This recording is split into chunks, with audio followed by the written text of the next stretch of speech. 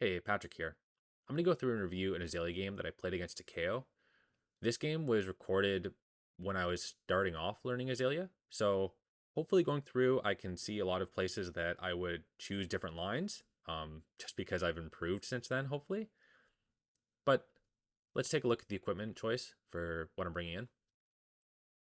I'm bringing in Balance of Justice for this, and that's just because Balance of Justice is 5 value when it's alive, and KO is going to have Blood Rush Bellows as well as draw discard effects.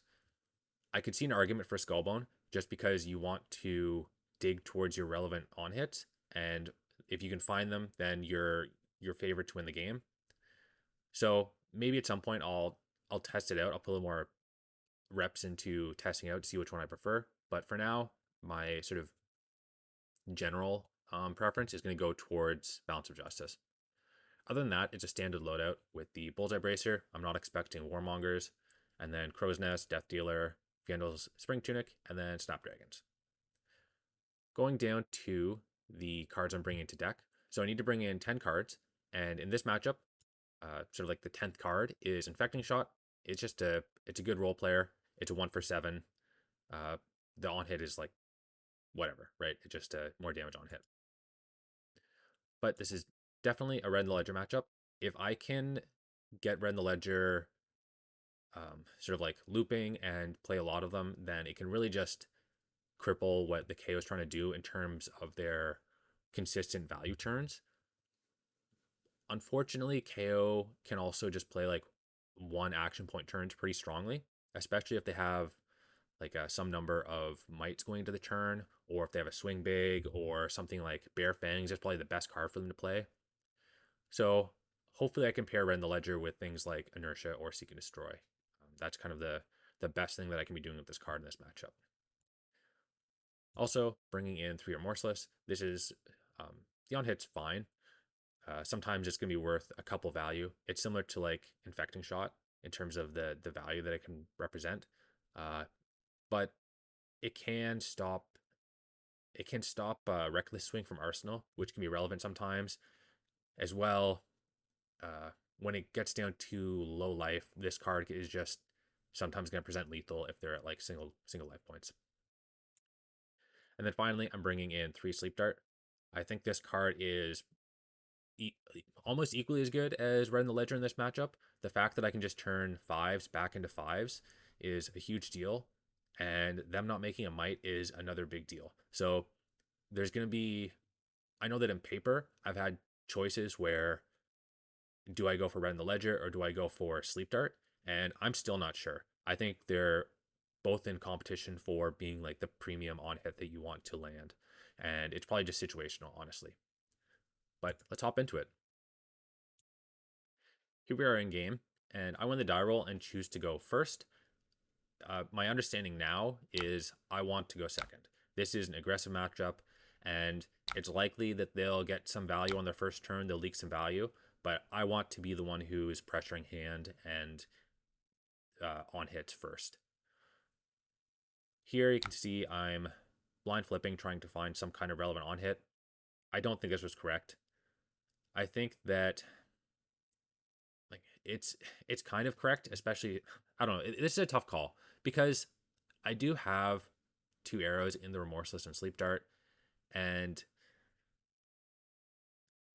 yeah, getting rid of the Codex seems good, but I don't know. I don't like this. I feel like I should have maybe just pitched the Codex and then not loaded and then just Arsenal the Sleep Dart. I think that would have been a better play here. Even the way I'm playing this out right now, where I Arsenal the Lace with Inertia, I don't like that. I should be leaving that in hand. I should be putting the Sleep Dart into Arsenal, and I should be trying to block with the Remorseless or pitch it to the Sleep Dart. Here, I draw into a Red in the Ledger, which is really nice, though. So I should be looking for, depending on if the Arsenal or not, I should be looking to shoot that off this turn. I could see an argument for it's not being dominated and it's not going to be pumped up above a certain threshold, so I shouldn't be shooting this turn or my coming turn, but let's see what they do, and then I'll read the hand that I'm left with. On their side, they roll scabs. They get a 3, so they only have the single action point. Fine. They have a hand that's probably just unlocked by an extra action point, maybe a bunch of values behind it. Okay, so it's cast bones. They don't fully hit. They get 5. And I see from the reveal, 2 enlightened strikes, agile windup, wild ride, riled up, and cast bones. So, fine. On my side, though, I play with the Inertia. Yep, I have to. And then pitching the Remorseless. Yep, sounds good. And then loading in Rend the Ledger. I think I should have loaded in the Sleep Dart. I think I want to try and pump up the Rend the Ledger a little bit more. Because here, they're just going to block this out. It's like a toss-up between shooting Rend the Ledger and Sleep Dart, so it's not strictly wrong what I did here. And I'm happy that I kept the Sleep Dart in hand, because that's just another premium on hit. But on their side, they're blocking really early with equipment, and I don't think that's correct. I mean, I know what cards could be in their hand based on what they had they'd revealed from Cast Bones. So they have a Mystery Arsenal plus. Okay, so they had Run Roughshod, fine. I think that was a card they kept over, right? Because I think they'll have 2 cards that were in their previous hand. So Run Roughshod was one of them. But it's likely they have an E-Strike because they revealed 2. Other than that, I don't know what else they could have. So I don't think I like the equipment block.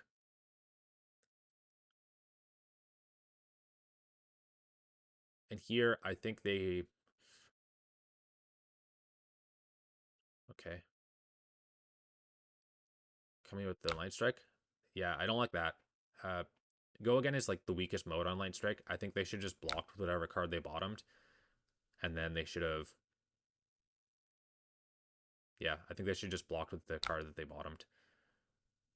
Okay, so they had 2 Run Roughshods as the random cards, and then they discard the Riled Up, which I knew about, and then they had the Bare Fangs and Arsenal. Yeah, I think they should just blocked out more with that hand. I think that they probably could have... Let's see, what could they have done? Yeah, whatever card they bottomed, it probably wasn't a Wild Ride. So they probably have a Wild Ride on top, so... Yeah, I don't think I like this. I think they should just blocked out more on that last turn cycle. They're coming in for 18 total. Cool. That's on the back of Cast Bones though. So the E-Strike Go Again should have just been a block out. On my side though, I have a kind of weird hand, and I think I should be playing this where... So I have the Sleep Dart in Arsenal, and I think I want to try to play it out. But I think I should also be trying to get the Codex of Frailty in as well. I don't like that I just led with the Codex of Bloodrot. I see what I'm trying to do, and that's strip their hand of blockers before shooting in an on-hit. But I don't like it. Remorseless, fine. I think I should just bottom that, honestly. Actually, no, I can leave that on top with how I'm going to play this hand. I've priced myself into doing something here, and I think I should just follow through. That's like a general learning I've gotten from like playing this game is once you make a bad decision, if you're committed to it, then you need to not look back. You need to just keep going forward and find the best line going forward. Sometimes that line is just backing out of your decision and just, full stop, like, quit that line. Sometimes it is just, trying to find the best line that's buried in there. And I think that based on playing the Codex of Bloodrot first, this is the best line I could have gone for past that. I like that I pitched the Codex of Frailty and not have that in Arsenal. I think a better line on this turn would have been pitching the Codex of Bloodrot to play out the Sleep Dart, and then playing the Codex of Frailty, getting back like Sleep Dart or Rend the Ledger or some other arrow that I have. I forgot what I have in the grave. I think I have a Rend the Ledger though. So either way, I could have done that, and I think that would have been a better play. I still would have ended with a Ponder, and I would have come in for more damage. I still would have had my Tunic. I still would have had my bracers, I would have had to use my snaps, but that's what snaps are there for. I also think that one thing I like to speak to that hypothetical line, I do like splitting up the turns where I use my snaps and my bullseye bracers in a lot of matchups, just because it presents 2 powerful turns instead of 1. But here, I left the Remorseless on top and I drew into it off the ponder. Cool, that's fine by me.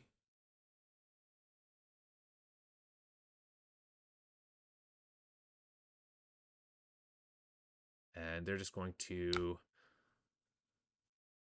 Agile Windup, which is confusing because they are underneath Sleep Dart, so they don't get the might, and Mandible Claw is not turned on. So weird by them. I also know their hand because they blocked out with it and then took it back, right? So I think that's like a riled up and then an E-Strike or something like that. So on their side, I think they should just send the E-Strike for 7. Like, if they want the agility for next turn, fine. This is a fine line, but I think they should be sending the E-Strike for, or it'd be 8 because they have the might token pop this turn. And on my side, I want to block out a little bit. I have some kind of junk cards.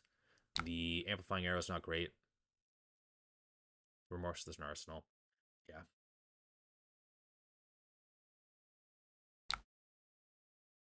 Yep, that's good block by me. On my side, I think that I should be probably just knock to get some kind of on hit. No, I still have snaps, so I think I should be shooting the Remorseless, and then I should snaps. I think that's still just a better line with what I have here. Getting the red in the ledger and shooting in for 8 dominate is like kind of mid.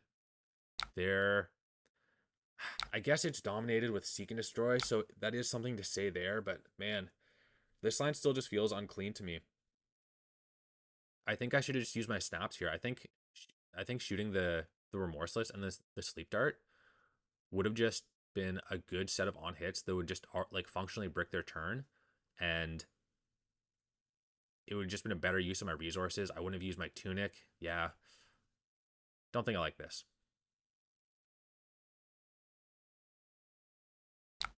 Like, it's tempting to go for these dominated Ren the Ledger with like Seek and Destroy effects when we have an opportunity.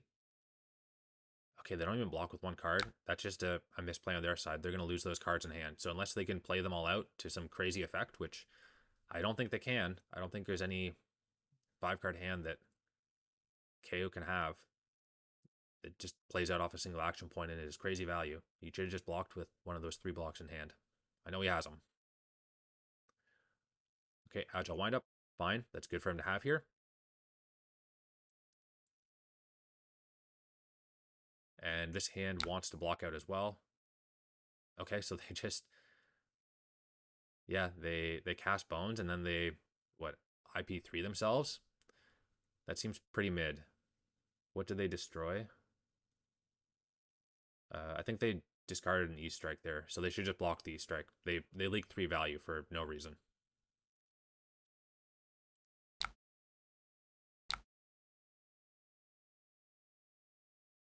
Again, this is a good turn for me to use my snaps. I blind flipped, which is fine. This is showing like why I'd consider running Skullbone, just to have control over the top, because Balance of Justice hasn't done anything yet, but my opponent hasn't really done anything like unfair yet. They've just kind of, I don't know, they've been under on hits for a lot of turns, and yeah. On my side, I should definitely be using snaps here. I like putting the Seek and Destroy on the dominated Amp Arrow, because they can give me all their equipment, but that'll use up their sash, and that'd be awesome. That'd be an awesome trade by me, or for me, I should say. Yep, so coming in for 6 here, Thunder Seek and Destroy.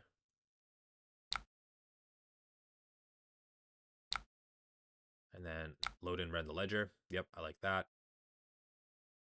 Unfortunately, don't draw a pump. If I drew a pump, this turn would be a lot more meaningful. But as it stands, they can just give me 2 equipment plus a 3 block, and then they can still do something. They'll have a sash. I think this might be a good sash turn for them. Because, yeah, they have might. So this is probably a good sash turn from them, I'd say.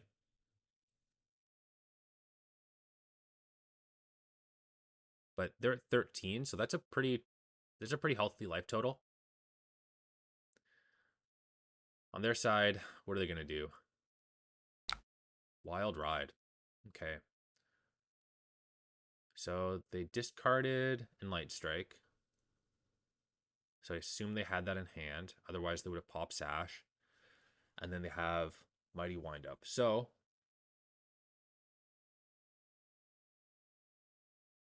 I want to assume that they're going to either arsenal it or swing Mandible Claw here. It's unlikely they have a run roughshod. They could pop Sash to do something like a CNC. I could see that being a valid play. Blocking with balance here is... I think I should block with balance there just so that when they... If I do get a chance to use it, then... no, it's fine not blocking here. It's fine not blocking here. Okay, so Claw.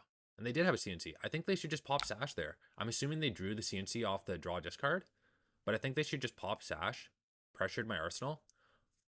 I would have been able to block it out just because of my hand, right? I would have been able to put the drill shot and the Endless Arrow in front of it, but I think that's better. I think that just pressures my hand and it forces me to not play play like a 4 or 5 card hand. On my side, though, I think I should just be putting the lace on the Bolton shot and then probably, depending if it hits or not, I should be then Bullseye Bracer or just letting the Bolton shot reload.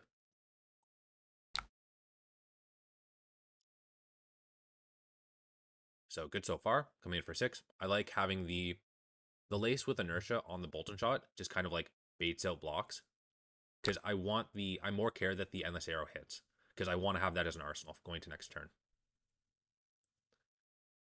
So from their side, good. No block seems correct. I should be loading the Endless Arrow here because I don't want to use Bullseye Bracer. And even though they could put 2 cards plus a Savage Sash in front of the 7 power Endless Arrow, I'd be great. I'd be super happy with that because that just gets rid of Savage Sash. That card is insane. It can be worth, 3 value in terms of resources, and that's wild. Instead, I take the line that I'm afraid that I would take, and that is using my Bullseye Bracer. The benefit to this line, I suppose, is that it's coming for 8, so they can't just put Savage Sash in front of it. If I came in for 7, they could put Savage Sash and then play a 4-card hand. Maybe that was correct. But then they would have Savage Sash. Yeah, I don't know. I still have 3 block of armor. So, kind of mixed on that one. I suppose either line is okay, but I still don't like it. If I was going to play it again, I would take the line where I don't use Bullseye Bracer. Fortunately, on their side, they have a Blood Rush Bellows, and they have their Sash, so this is going to be a scary turn. Okay, they're rolling Scabs. So I'm assuming they have two costs in their hand, and they want to play both of them. Instead, they're going to have to play one. They're going to have to swing Claw and then play the other. So them just whiffing on their roll right there probably just won me the game. Yep. So coming for 9. And here I have the Endless Arrow and Arsenal. So I know they're not following this up. So yep, blocking like that, blocking 5. Taking 4, and then popping my Justice. Oh, am I reconsidering this? I shouldn't be. I suppose I could keep the Endless Arrow and then blind flip. That might actually be the correct play. Block with the Justice. No, because then I'm open to Reckless Swing. So yeah, this is correct.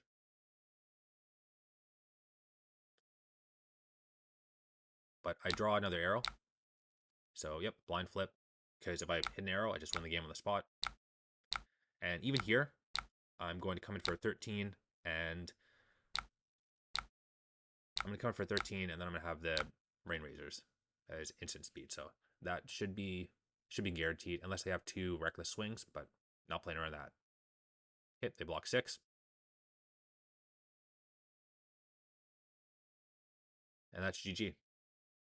Here we are in postgame, and this game is a perfect example of why I'm reviewing my games. I think that I made so many small mistakes, a few big mistakes, and they're all decisions that I would make differently now. So I think that's really good that I went back and watched that. I will say that I think both sides didn't play very well. I think that there were a few pretty glaring mistakes from my Kayo opponent, but the game was really close, right? I made a bunch of mistakes and they played it suboptimally, and that's sometimes how games go, right? We both kind of played to equal skill, and it was a close game, but it really shows that if I made better decisions, I think that game would be absolutely locked out. If they made the same set of decisions and I just made the proper ones, that game would be absolutely locked out. So let me go through and highlight a few of the ones that I can remember. There are so many like micro decisions that were just incorrect throughout, just like bad practice. But big one is winning the die roll and going first. I think I should definitely be going second. It is an aggro race, and I want to be pressuring their hand early. So that's just like from the get-go, big mistake. I probably swung the matchup like, I'd say like 10%, like by going first there, especially since I whiffed. Also, so next up would be the choice to arsenal the pump. On my first turn, I should have just arsenaled the arrow. I should have tried to blind flip into something better. If I whiffed, then I would have gotten a pump and I would have been able to load, hopefully, the sleep dart. So I think that's another one. I think my prioritization of arsenaling of shooting which arrow, like the red and the ledger or the sleep dart, I kind of talked about at the top of this video, where I don't know which one's better. But I think in that case, I probably couldn't have gone wrong, honestly, but I don't know. It didn't feel correct looking back. I think I would have made the decision differently. Maybe that's just kind of like a sense that I picked up playing this deck, but it's debatable. So I don't know if that's a wrong choice or not.